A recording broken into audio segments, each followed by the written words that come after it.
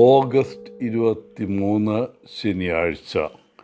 മത്തായി 23 1 മുതൽ 12 വരെ വാക്യങ്ങൾ.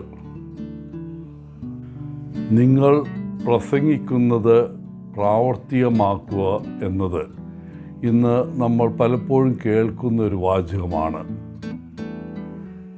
പ്രാസംഗികർ മാത്രമല്ല, എല്ലാവരും ഈ ഉപദേശം ശ്രദ്ധിക്കണം. ഇന്നത്തെ സുവിശേഷത്തിൽ യേശു ഫരിസേയരെയും ശാസ്ത്രിമാരെയും വളരെ വിമർശിക്കുന്നതായി കാണാം. ഒന്നാമതായി യേശു പറയുന്നത് ഫരിസേയരുടെ പഠിപ്പിക്കലുകൾ പാലിക്കണമെന്നാണ്. അവരുടെ പഠിപ്പിക്കലുകൾ ശരിയായതിനാൽ അവിടത്തേക്ക് അതിൽ പ്രശ്നമൊന്നുമില്ല. എന്നിരുന്നാലും തൻ്റെ ശിഷ്യന്മാർ ഫരിസേയരുടെ മാതൃക പിന്തുടരരുതെന്ന് യേശു ആഗ്രഹിക്കുന്നു. ഫരിസേയർ നിയമത്തിൻ്റെ മികച്ച അധ്യാപകരായിരുന്നു.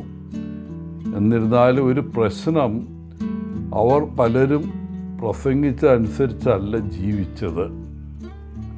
ഫരിസേയർ ആളുകളെ പല നിയമങ്ങളാൽ ബന്ധിക്കുകയും അവരുടെ ശിഷ്യന്മാരും വിദ്യാർത്ഥികളും എല്ലാ നിയമങ്ങളും പാലിക്കണമെന്ന് ആഗ്രഹിക്കുകയും ചെയ്തു.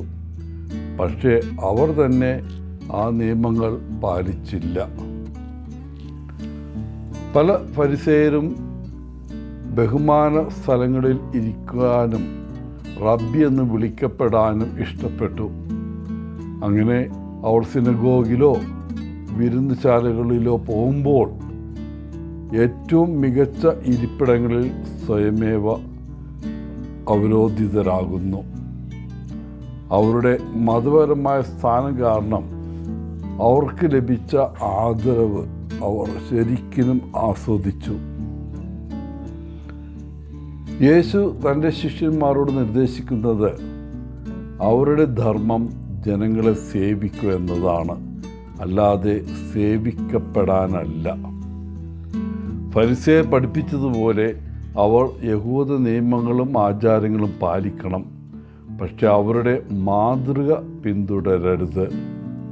തൻ്റെ ശിഷ്യന്മാർ വാക്കിൻ്റെ ഏറ്റവും മികച്ച അർത്ഥത്തിൽ താഴ്മയുള്ളവരായിരിക്കണമെന്ന് യേശു ആഗ്രഹിച്ചു. സ്വാധീനം പലപ്പോഴും അധികാരവും പദവിയുമായി തുലനം ചെയ്യപ്പെടുന്ന നമ്മുടെ ആധുനിക ലോകത്ത് ഈ വാക്കുകൾ ഒരു ദാസൻ്റെ ഹൃദയത്തോടെ നയിക്കാനുള്ള കാലാതീതമായ ഓർമ്മപ്പെടുത്തലാണ്. യഥാർത്ഥ മഹത്വം നമുക്ക് ലഭിക്കുന്ന പ്രശംസകളിലോ നാം വഹിക്കുന്ന സ്ഥാനപ്പേരുകളിലോ അല്ല, മറിച്ച് മറ്റുള്ളവരെ താഴ്മയോടെ സേവിക്കാനുള്ള നമ്മുടെ സന്നദ്ധതയിലാണ്. ആത്മാർത്ഥത പുലർത്താനും മാതൃകയിലൂടെ നയിക്കാനും അംഗീകാരത്തിനായുള്ള നമ്മുടെ സ്വന്തം ആഗ്രഹങ്ങളെക്കാൾ നാം നയിക്കുന്നവരുടെ ക്ഷേമത്തിന് മുൻഗണന നൽകാനുള്ള ഒരു ആഹ്വാനമാണിത്. സേവനം മറ്റുള്ളവർക്ക് നൽകാനുള്ള ഒരു മികച്ച സമ്മാനമാണ്. മിക്കപ്പോഴും നമ്മുടെ സേവനത്തിൽ ദൈനംദിന ജോലികളോ പ്രവൃത്തികളോ അടങ്ങിയിരിക്കുന്നുവെന്ന് നമുക്ക് കരുതാം. എന്നിരുന്നാലും ഈ പ്രക്രിയയിൽ ഒരുപക്ഷെ യഥാർത്ഥ സമ്മാനം മറ്റൊരാളുടെ ആവശ്യം ശ്രദ്ധിക്കുകയും തുടർന്ന് സ്നേഹപൂർവ്വം സേവിക്കാൻ എത്തിച്ചേരുകയും ചെയ്യുന്നതായിരിക്കാം. പ്രാർത്ഥനകളിലൂടെയും നിരന്തരമായ ആത്മപരിശോധനയിലൂടെയും നമ്മുടെ വാക്കുകൾ നമ്മുടെ പ്രവൃത്തിയുമായി പൊരുത്തപ്പെടട്ടെ.